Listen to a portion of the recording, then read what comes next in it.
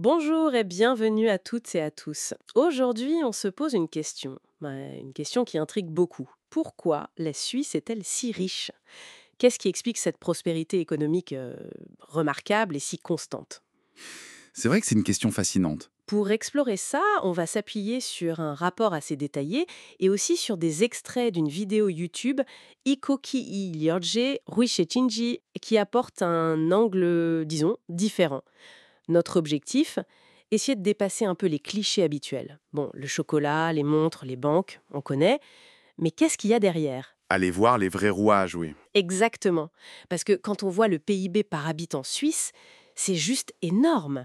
Il frotte souvent les 100 000, parfois même 110 000 dollars selon les années et les sources. C'est parmi les plus hauts du monde, clairement. Et ça, pour un petit pays, sans accès à la mer, sans beaucoup de ressources naturelles, surtout si on compare avec les voisins, la France, l'Allemagne, c'est impressionnant, non? Ah oui, carrément. Alors, comment font-ils? Commençons peut-être par regarder la situation actuelle. Où en est l'économie suisse aujourd'hui? C'est vrai que la Suisse est quasiment toujours dans le top mondial pour la richesse par habitant.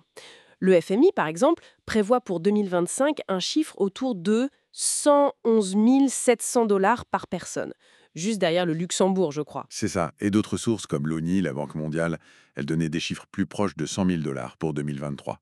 La vidéo YouTube parlait de 106 000 pour 2024. Dans tous les cas, ça reste colossal, surtout quand on repense à la taille du pays et ce manque de matières premières. Absolument. Et puis, il y a cette stabilité économique. Le taux de chômage est très bas, on parle de 2,8% prévu pour 2025. Très bas, oui. L'inflation quasiment nulle, 0,2% attendu. Et la croissance, bon, elle n'est pas explosive, mais elle est positive, 1,5% prévu par l'OCDE. Oui. Et ce qui est important, c'est la constance de tout ça. Ce n'est pas juste un coup d'éclat. Cette richesse par habitant, cette stabilité, ça ne sort pas de nulle part. Ça montre une économie hyper productive, une économie qui a su se spécialiser dans des secteurs très pointus, à très haute valeur ajoutée. C'est vraiment une économie basée sur le savoir, pas sur les ressources. D'accord. D'ailleurs, l'OCDE le souligne bien. La Suisse est très résiliente face aux crises mondiales. Pourquoi? Grâce à une économie de marché dynamique, une main-d'œuvre très qualifiée, on va y revenir, c'est crucial, et puis des politiques macroéconomiques considérées comme prudentes. Ça rassure? Bon, alors, allons-y. Quels sont ces fameux moteurs? Si ce ne sont pas les ressources, qu'est-ce qui tire l'économie vers le haut? Vous parliez des services. Exactement.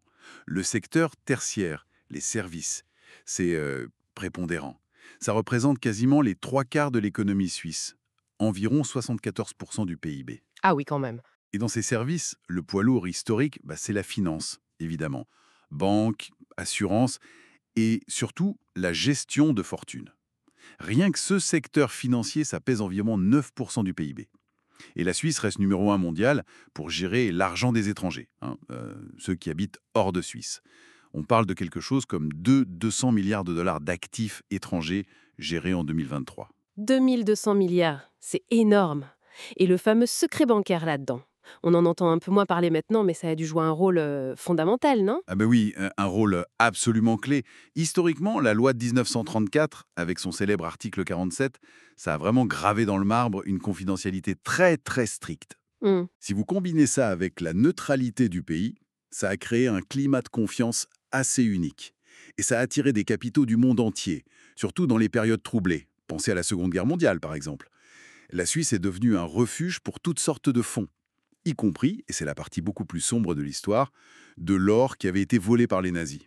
Oui, ça, c'est un point sensible. Très sensible. D'ailleurs, la Banque nationale suisse, la BNS, a fini par l'admettre publiquement en 1998.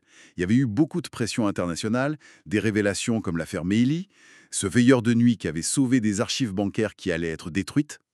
C'est fou cette histoire. Cette image de coffre-fort discret, ça colle vraiment à la Suisse.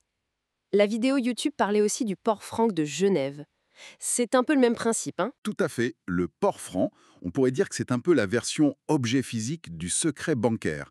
C'est un endroit hyper sécurisé. D'accord. On peut y stocker des choses de très grande valeur, des œuvres d'art, des grands crus, des bijoux, et on bénéficie d'une suspension des droits de douane, de la TVA et, historiquement en tout cas, d'une très grande discrétion. Mais ça a changé ça aussi, non? comme le secret bancaire? Oui, exactement. Attention, l'âge d'or du secret absolu, que ce soit pour les banques ou les ports francs, c'est plutôt terminé. La pression internationale, surtout des États-Unis et de l'UE après la crise de 2008, a été très forte. La Suisse a dû adopter l'échange automatique d'informations fiscales pour les non-résidents, Donc moins d'opacité? beaucoup moins. D'ailleurs, la part du secteur bancaire dans le PIB a baissé. Elle est passée de plus de 11% en 2007 à moins de 9% en 2022. Et même le port franc a dû mettre en place des contrôles plus stricts. Il y a eu des affaires de blanchiment, de recel d'objets d'art. Donc depuis 2005, il y a plus d'exigences sur la déclaration de l'origine et de la propriété des biens qui sont stockés. Et puis, il y a eu l'affaire Crédit Suisse récemment. Oui, le sauvetage et l'absorption par UBS, ça a créé un géant bancaire, dont la taille par rapport à l'économie suisse pose question, c'est clair. D'accord. Donc le secteur financier s'est adapté, mais il reste quand même très important. Mais il n'y a pas que ça, j'imagine. Quelles sont les autres grandes forces industrielles suisses? Non, loin de là. Et c'est là que ça devient vraiment intéressant. L'autre pilier majeur, c'est l'industrie pharmaceutique et chimique. Tout le secteur des sciences de la vie. Ah oui, Roche, Novartis. Exactement, des noms connus mondialement. Ce secteur, il pèse environ 7% du PIB. Mais surtout, écoutez bien ça, hein, il représente à peu près 40% des exportations totales de la Suisse. 40%. Mais c'est énorme. Comment c'est possible une telle concentration? C'est le résultat d'investissements massifs, constants, en recherche et développement, en R&D, et aussi d'une concentration de talents. Ça forme un vrai cluster mondial.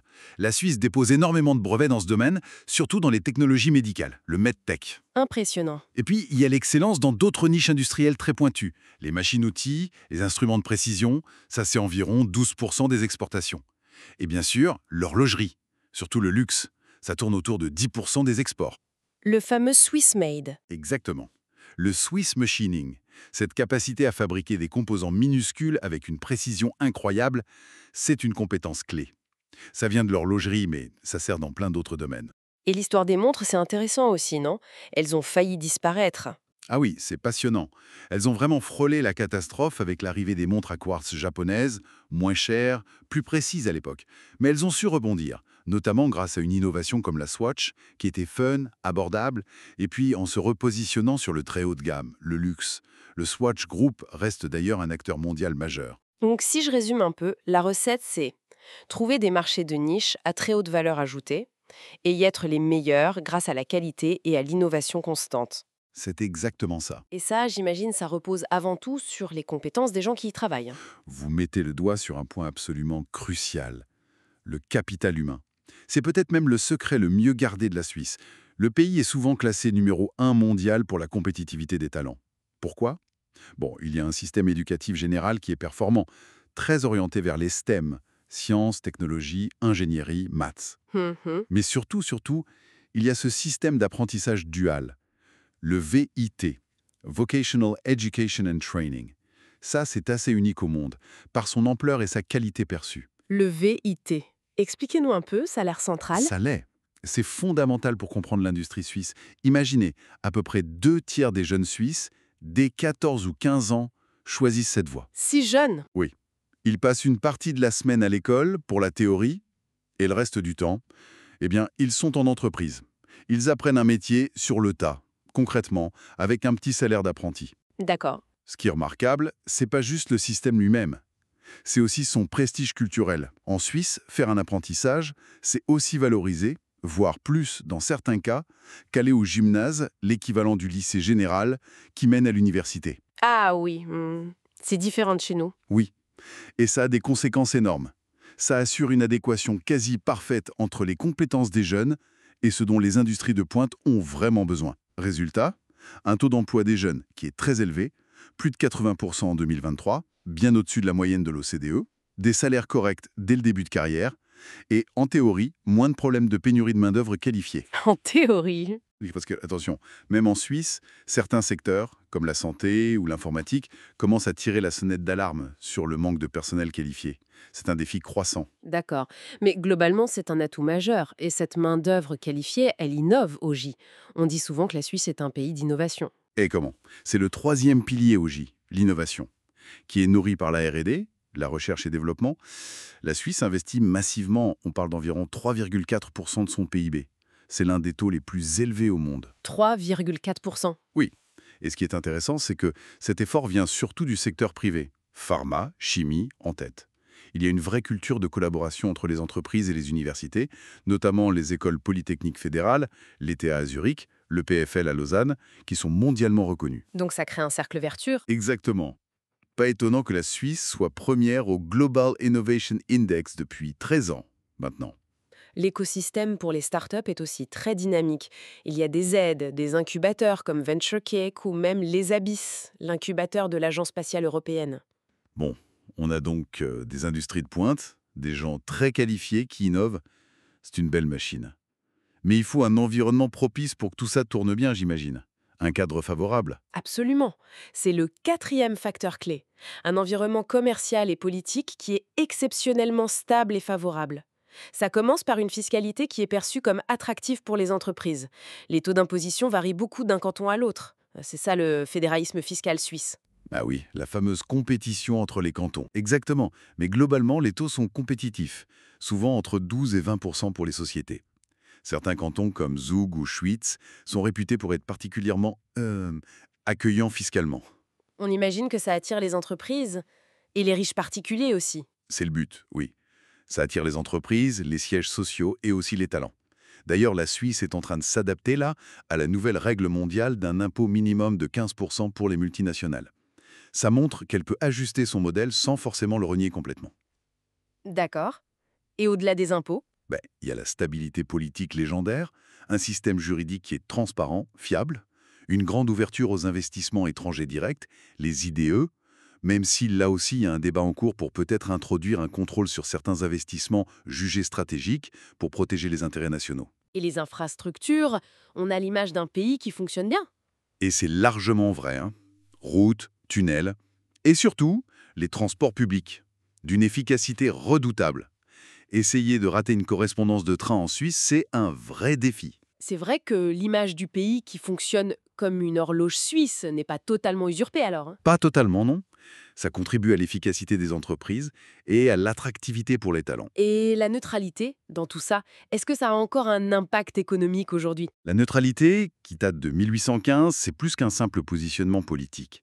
Économiquement, pendant longtemps, ça a été synonyme de stabilité, de sécurité. Un refuge pour les capitaux en temps de guerre ou de crise. La vidéo YouTube expliquait bien la stratégie suisse pendant la Seconde Guerre mondiale. D'un côté, une défense militaire crédible, le fameux réduit national, prêt à tout faire sauter. Le hérisson, oui. Voilà. Et de l'autre, une diplomatie et un commerce très pragmatiques. On faisait affaire avec tout le monde, ce qui a bien sûr nourri pas mal de controverses après-guerre. Mhm. Aujourd'hui, cette neutralité, elle attire toujours le siège de nombreuses organisations internationales à Genève, par exemple. C'est bon pour l'économie locale, pour l'image du pays, et ça renforce aussi le statut du franc suisse, le CHF, comme valeur refuge. Ah, le fameux franc suisse fort. C'est une bonne chose, ça, non? Pour un pays riche? Oui et non. C'est un signe de confiance, c'est clair. Ça attire les investisseurs, les capitaux, quand ça secoue ailleurs. Mais pour toutes les entreprises qui exportent, et on a vu à quel point elles sont vitales pour la Suisse, un franc qui est trop fort, c'est un vrai casse-tête. Ça rend leurs produits plus chers à l'étranger, donc moins compétitifs. D'accord, je vois le problème. La Banque nationale suisse, la BNS, elle passe son temps à essayer de gérer ça. Elle maintient des taux d'intérêt très bas, ils ont même été négatifs pendant un temps. Elle intervient parfois sur le marché des changes pour freiner l'appréciation du franc. Elle a d'ailleurs un style de communication parfois assez direct. On se souvient quand elle a abandonné sans prévenir le taux plancher face à l'euro en 2015. Ça avait provoqué un choc sur les marchés. Ah oui, je m'en souviens. Et petite anecdote intéressante, la BNS est une des rares banques centrales au monde dont les actions sont cotées en bourse. Bon, c'est surtout symbolique, hein. La politique monétaire n'est pas décidée par les actionnaires. Mais c'est curieux. C'est original. Donc si on récapitule, stabilité politique, institutions fiables, on peut penser aussi à la démocratie directe avec les référendums très fréquents, Oui, surtout, et n'importe quoi parfois. l'entrée à l'ONU, refuser plus de semaines de vacances, la durée du travail.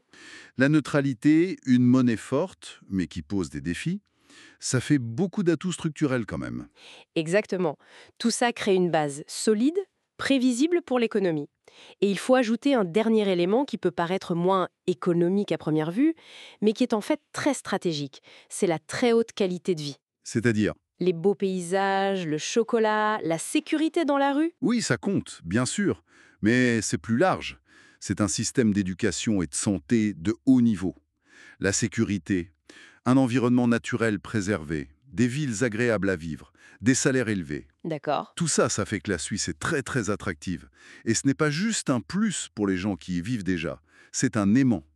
Un aimant pour attirer et surtout pour retenir les talents du monde entier. Ces fameux cerveaux dont l'économie du savoir suisse a désespérément besoin pour rester au top. Donc c'est un avantage économique direct en fait. Exactement. Si un chercheur de pointe, un ingénieur très qualifié, un manager international a le choix entre plusieurs pays, eh bien la qualité de vie offerte par la Suisse peut vraiment faire pencher la balance. C'est ce qu'on appelle le brain gain, l'attraction des cerveaux. Et ça, c'est un avantage compétitif majeur dans l'économie mondiale actuelle. On a l'impression d'un tableau presque, hein, idyllique. Mais j'imagine qu'il y a quand même des ombres, des défis à relever pour la Suisse.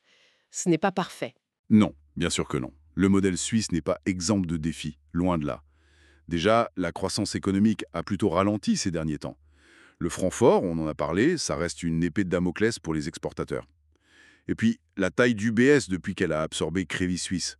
Son bilan est énorme, il frôle le double du PIB suisse. Ah oui, c'est considérable. Du coup, certains s'inquiètent du risque que ça représente pour le pays si jamais il y avait eu une nouvelle crise bancaire majeure, le fameux risque systémique. Compréhensible. D'autres défis? Oui, les pénuries de main-d'œuvre qualifiée. Même si le système VET aide beaucoup, elles s'accentuent dans des secteurs clés. La santé, l'ingénierie, l'informatique, l'éthique. Il y a aussi l'adaptation à l'impôt minimum mondial qui va forcément réduire un peu l'avantage fiscal historique de la Suisse. Et les relations avec l'extérieur, l'Europe? C'est un sujet constant et complexe. Les relations avec l'Union européenne sont compliquées, avec des accords bilatéraux qui sont toujours en négociation ou remis en cause. Il y a aussi des critiques récurrentes sur le protectionnisme agricole suisse, qui contrastent un peu avec le discours très libre-échangiste du pays sur d'autres sujets.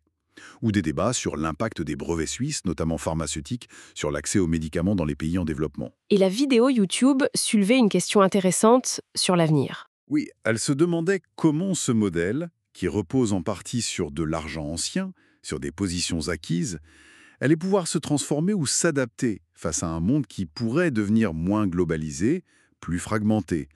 C'est une vraie question. Ça fait pas mal de challenges à relever quand même. Est-ce que le modèle suisse peut tenir sur le long terme? C'est toute la question. Mais s'il y a une chose que l'histoire de la Suisse a souvent montrée, c'est une capacité assez étonnante à s'adapter, à innover, à trouver de nouvelles niches quand les anciennes sont menacées. Maintenir ce niveau exceptionnel de prospérité, ça demandera certainement des ajustements constants, peut-être des réformes importantes, pour répondre à tous ces défis que vous venez de lister. Bon, si on essaye de faire une petite synthèse, on voit bien que la richesse suisse, ce n'est pas dû à un seul miracle ou à une seule recette. C'est plutôt un mélange complexe. Un mélange de facteurs qui sont tous liés, des industries hyper spécialisées, tournées vers l'exportation à haute valeur ajoutée, Tout à fait. un investissement massif et constant dans le capital humain, les compétences, l'innovation, Fondamental. un cadre politique, économique, juridique très stable, prévisible et favorable aux entreprises, La base de la confiance. une neutralité historique a été utilisée et l'est encore en partie comme un atout économique, et enfin cette qualité de vie très élevée qui attire les talents. C'est ça. C'est vraiment un écosystème très particulier, très intégré. C'est une excellente synthèse. C'est vraiment un système où tous ces éléments se renforcent mutuellement. Et peut-être pour laisser une dernière question en suspens. Ce modèle suisse, aussi performant soit-il, repose quand même beaucoup sur l'excellence dans des niches très spécifiques et sur des héritages comme la neutralité ou une certaine culture de la discrétion, même si le secret bancaire a beaucoup reculé. Alors, dans un monde qui change très vite, avec potentiellement plus d'intégration économique mondiale qui s'impose, plus d'exigences de transparence partout, de nouveaux équilibres géopolitiques qui se dessinent, quelle sera la capacité de ce modèle à perdurer tel quel ou à se réinventer encore une fois? Voilà une question passionnante et cruciale pour l'avenir de la Suisse. Pour terminer notre exploration, merci beaucoup pour cet éclairage très complet. Merci à vous. Et merci à vous de nous avoir rejoints pour cette analyse de l'économie suisse. Nous espérons que cette discussion vous a intéressé et éclairé. À très bientôt.